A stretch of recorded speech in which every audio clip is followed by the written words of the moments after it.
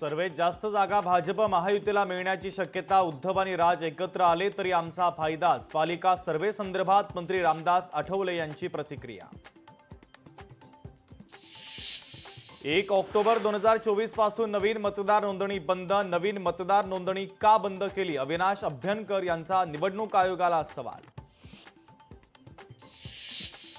दिलीप खेडकर यांना मुंबई हायकोर्टाचा मोठा दिलासा। दिलीप खेडकर यांना अटकपूर्व जामीन मंजूर, तर 25,000च्या जात मुचलक्यावर जामीन करण्यात आला मंजूर।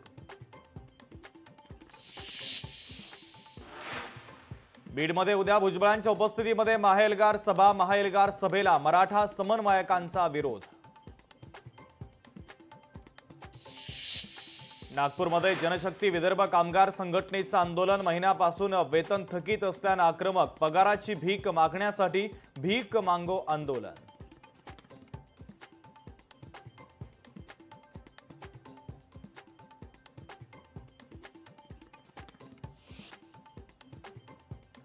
हिंगोलीच्या औंढा नागनाथ मंदिराचं जतन आणि संवर्धनाचं काम सुरू। मूळ ढाचा मजबूत राहावा आणि मंदिराची झीज होऊ नये यासाठी काम सुरू।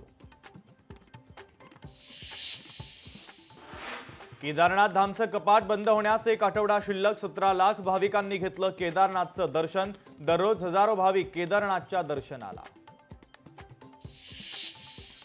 आवक कमी झाल्याने शेवग्याच्या शेंगांचे दर वाढले। पुढच्या काही दिवस दरामध्ये वाढ राहण्याची शक्यता। व्यापाऱ्यांनी दिली प्रतिक्रिया।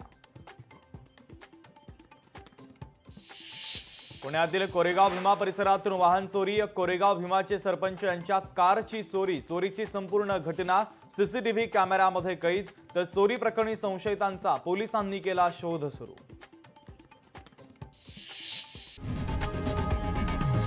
लोकशाही मराठी ऐका, पहा, जागरूक रहा।